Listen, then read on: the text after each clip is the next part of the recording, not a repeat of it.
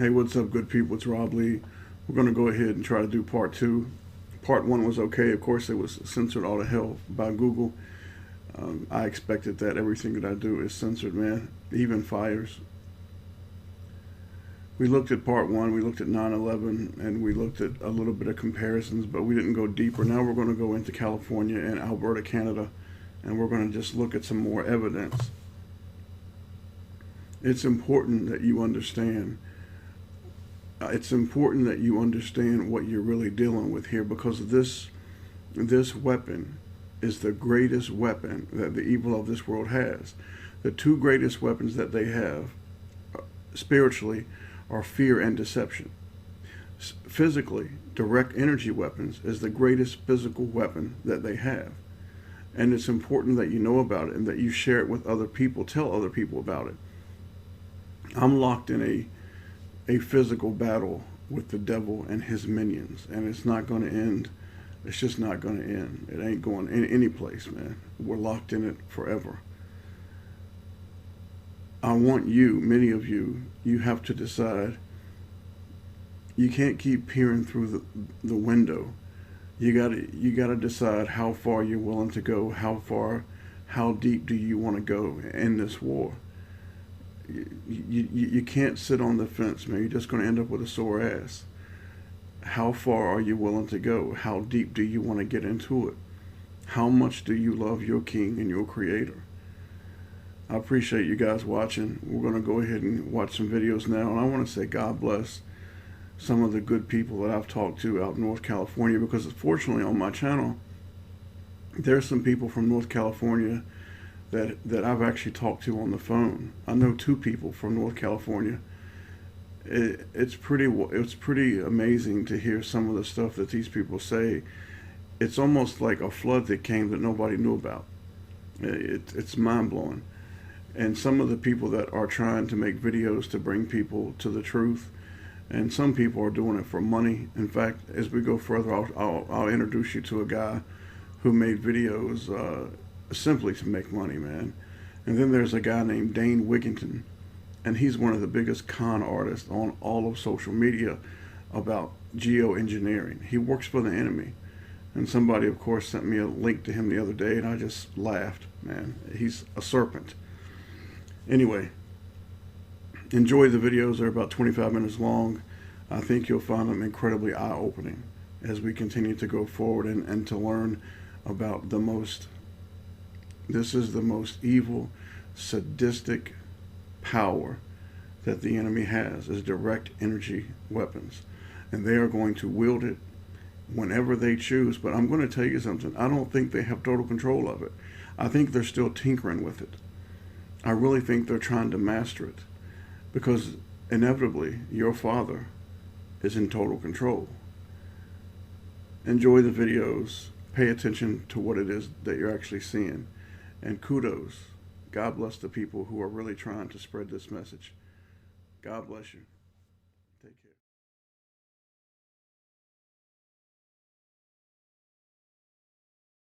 care. Nah, there's fire everywhere. That is the craziest fucking thing I've ever seen. Alright, this shit is fucking rad. There's a fire in Shelville, and it's going straight up the middle of a tree.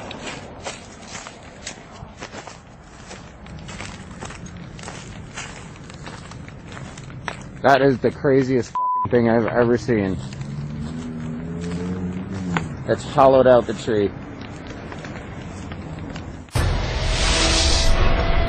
Take the red pill.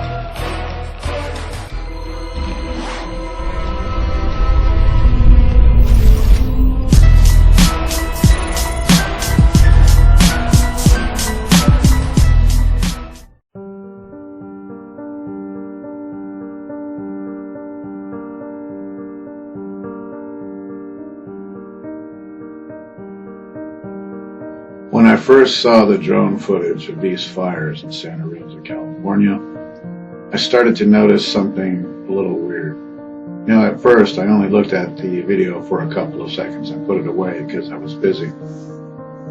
When I came back to the video to re-examine what I saw, I started to notice some weird things about this video.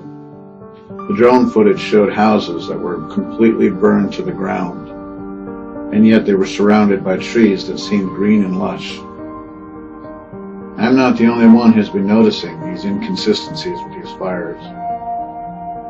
It looks like the houses were placed in a furnace type environment, with constant heat applied, and everything burned away until there was no fuel left to burn. And yet, trees around the surrounding properties, not even far away, some as close as 16 feet even, and others as close as 5 feet, were slightly charred or damaged, but not completely burned like the houses. Other people have started to make videos about this and showing crazy anomalies about these fires. What I'm going to do is I'm going to go through some of these videos with you, and I'm going to try and point out a few other details and show you what other people are saying about these fires. These don't look like normal, your average wildfire or house fire or structure fire. These, like many other people are saying, and I'm starting to agree, look like they were started by some sort of directed energy weapon. And in this video, I'm going to try and show you the evidence that points to such. So let's take a look at the rest of this footage, and we'll examine this together and see what we can come up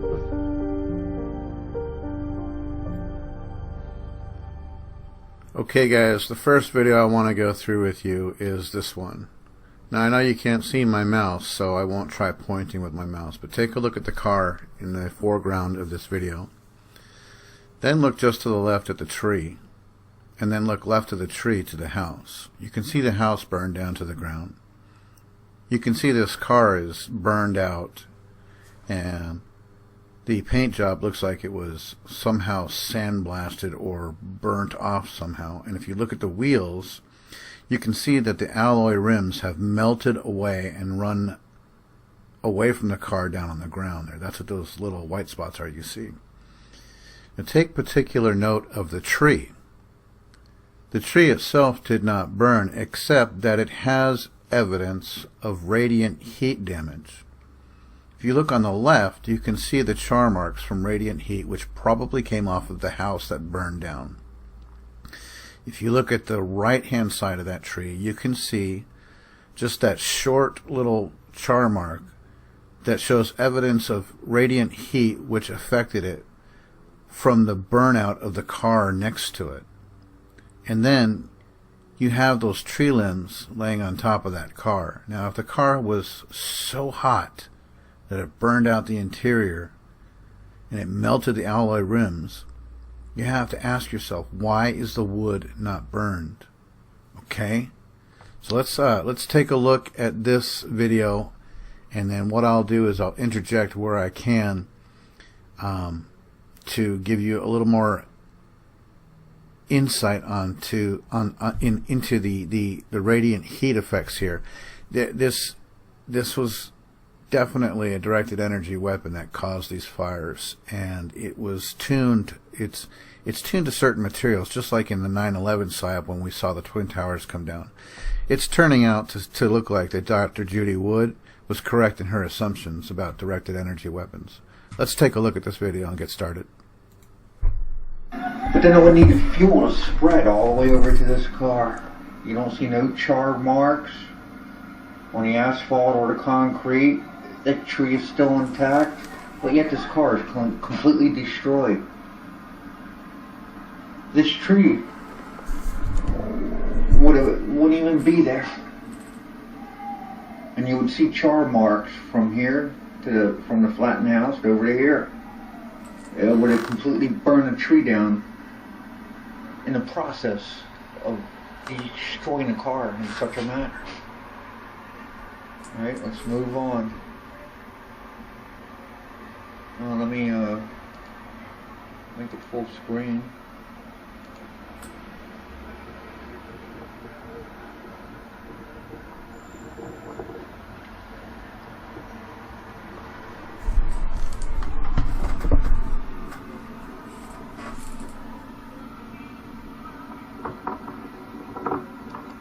You can see the flattened houses. The only thing that is left are steel objects. Looks like a couple of refrigerators. Maybe a washer and a dryer. Let's move. Now look at the trees here. Look at the difference. The trees that were just outside of the house fires, they still have their leaves. They're not really affected. The trees that were in closer to the house fires, they were charred and they lost their leaves. But if this heat was so intense that it would have taken the house down, why did it not take out the trees on the outside there? They're relatively close to that heat. They should have caught fire. Let's keep looking. On.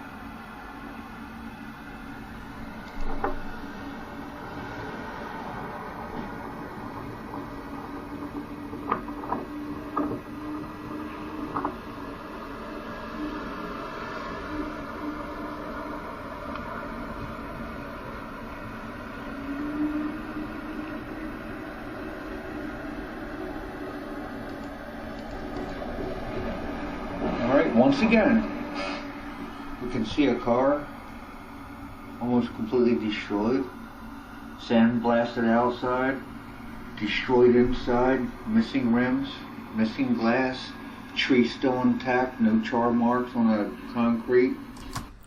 Again, you have a tree in between a house that burned down and a car that burned out. Why didn't the tree burn down from all that intense heat? Ask yourself that question.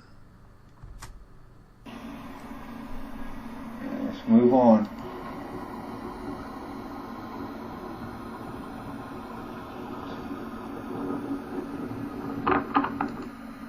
Look at this vehicle. Here, even before he gets to the vehicle, look at this tree. Okay? The trunk is intact, but the top is charred. What would cause that in a natural fire? The trailer was sandblasted. Tree still intact. Now this damage, you would say it was probably caused from this event. Because the paint job looks, like a fairly decent paint job. It just doesn't seem like it, it could have been like this before, whatever happened. It looks to me like this car was just outside of the finger or the footprint of the directed energy laser beam or whatever beam it was, the microwave beam. So it wasn't really affected. Apparently the trailer was. There's just some weird anomalous effects going on with these fires. It doesn't make a whole lot of sense. Let's move on.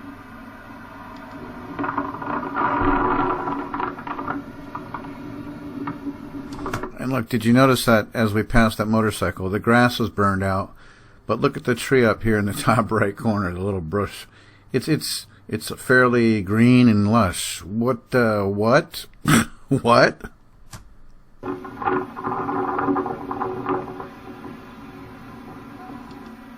Look at that, burnt asphalt in the middle of nowhere. Let's move on.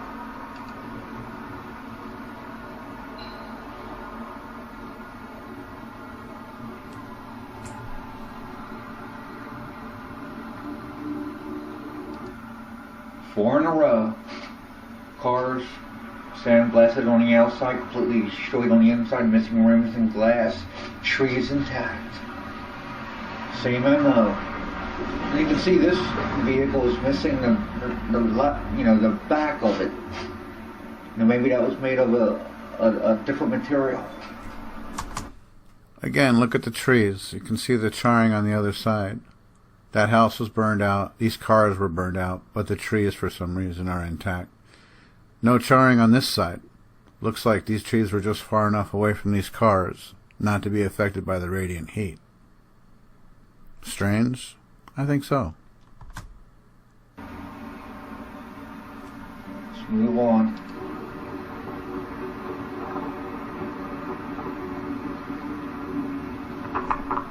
Oh, what's up with that tree? Look at this. Back up.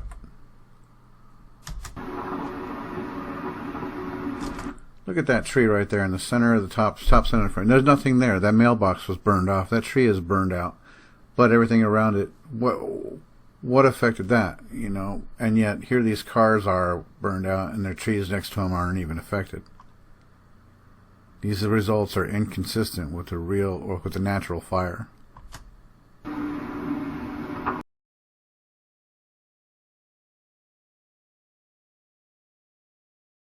Article here. State to fire victims, don't move debris or ashes. If you look down here, it says, the county on Saturday afternoon urged people going back into the burn zone not to try to clean up or move ash around your house. It could be dangerous and costly. The state of California's Cal Recycle program will be coming to the area to do rubbish and ash removal.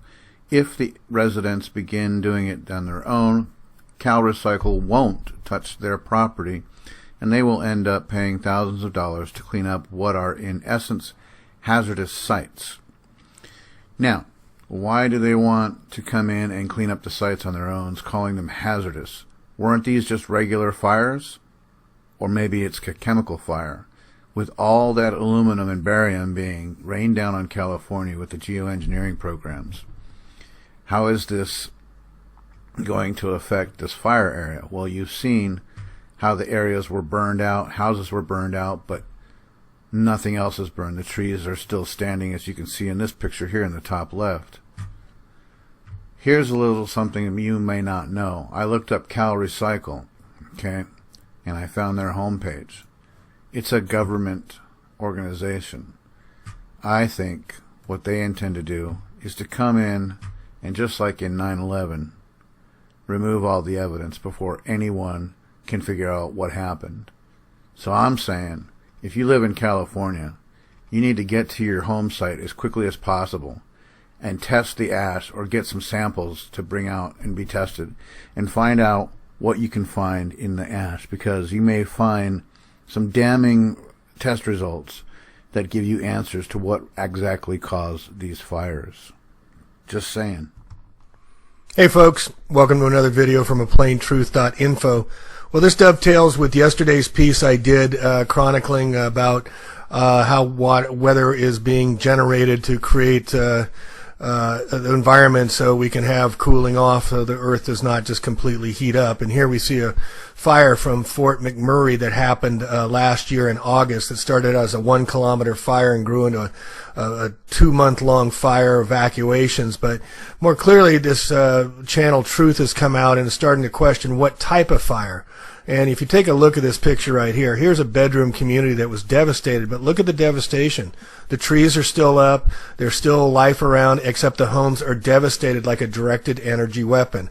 And this is the question I'm asking. Did they use a directed energy weapons to start the fires and continue the fires going on in Fort McMurray? And there was also another fire up in Canada. This was August of last year.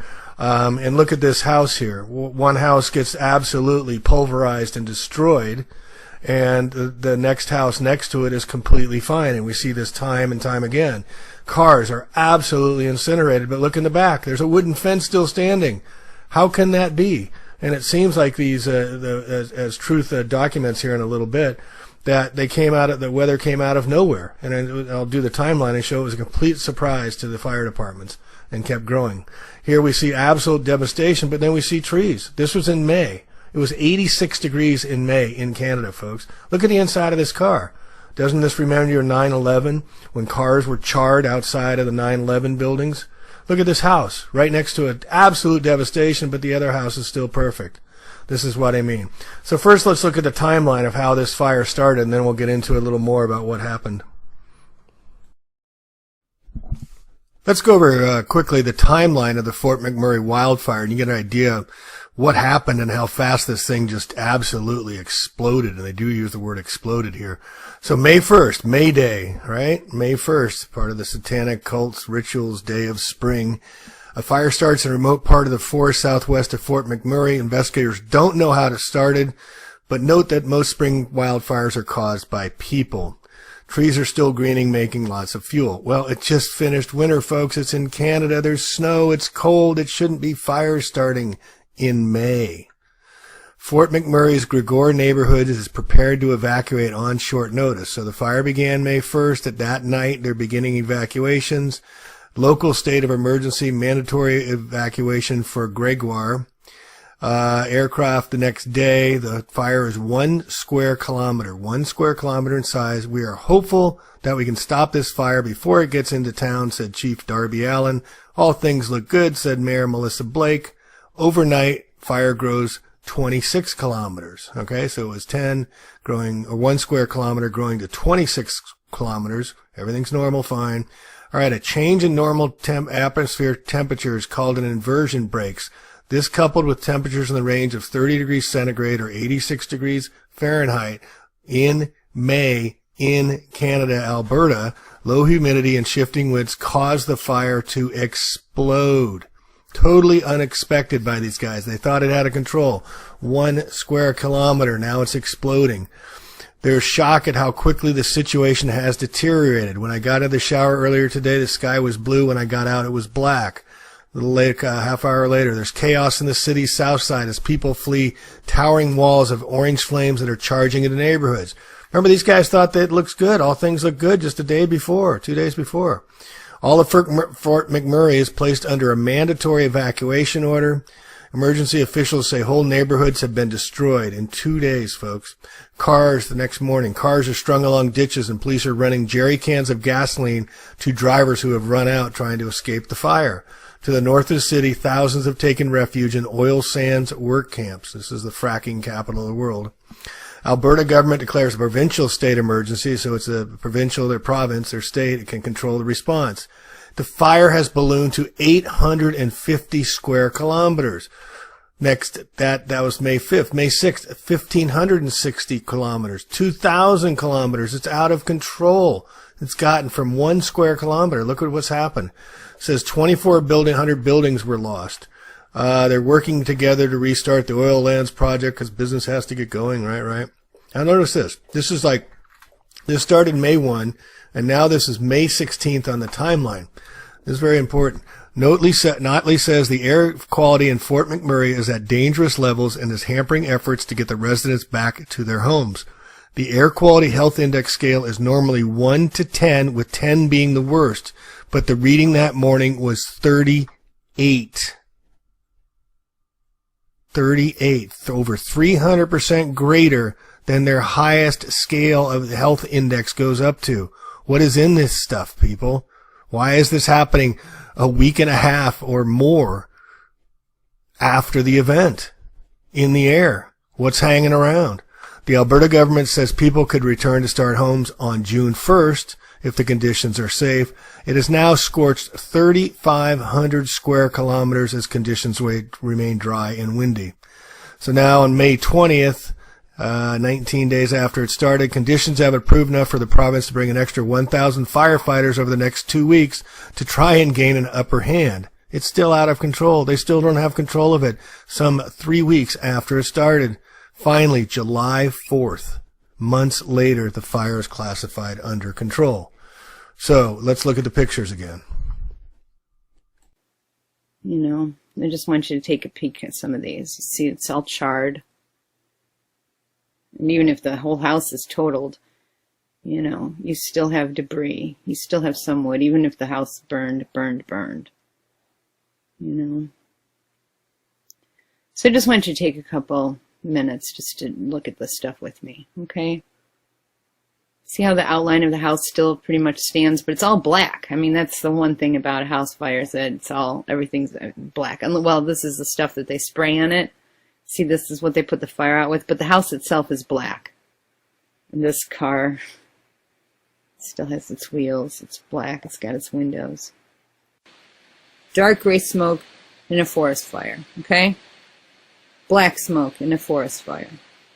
Now, okay, well, I'm comparing it to 9/11, so that's the point, is that these fires are white. This is Alberta, Canada. This is a big, huge fire they had a couple of years ago or last year. And I just want you to notice that the fires are white.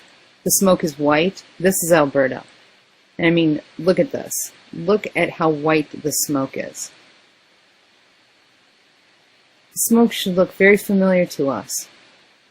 We've seen this. Okay? We've seen this grayish white smoke.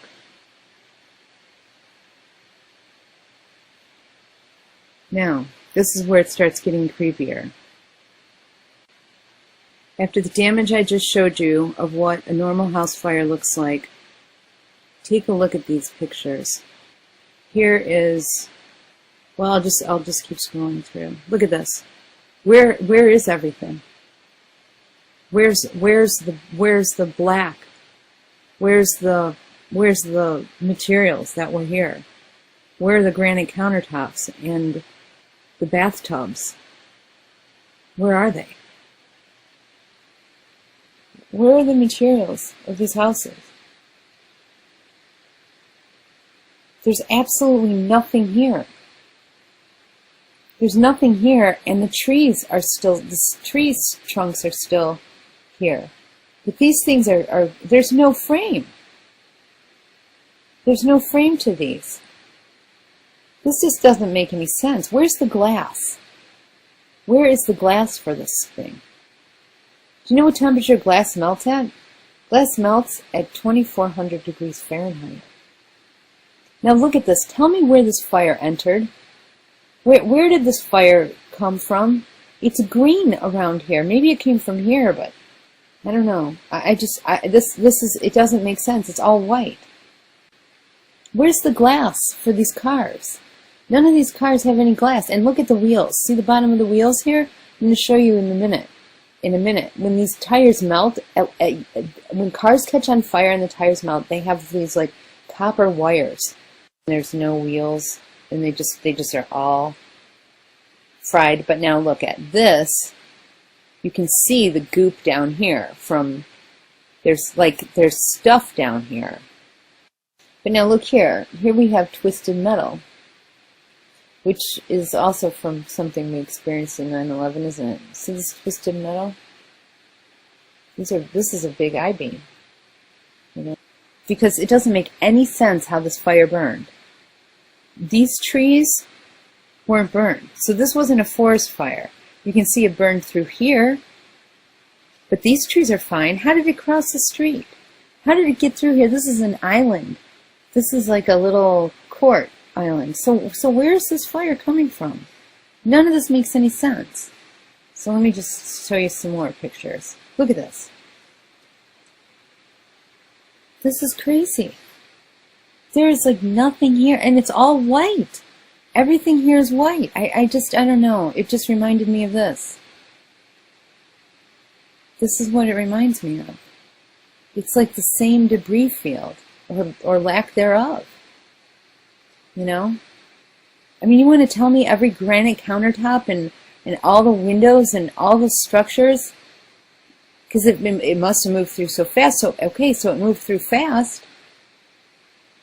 So some of the structures should still be here. There's just a couple of pieces of brick. And look at this. It went across the street and it missed this house and missed this house and burned everything but the trees. I mean, this is just, I don't know why anybody hasn't looked at this. But look at this mess. Where's the property? Where's the material that was in these houses? You mean to tell me the entire structure of the building went down and these little pieces of trees didn't? And see, now where's the trail of the fire? You have this wall of green here. This didn't catch on fire. And this didn't catch on fire. So where's it coming? If this didn't catch on fire, where did it come from? I mean, these houses have nothing left in them.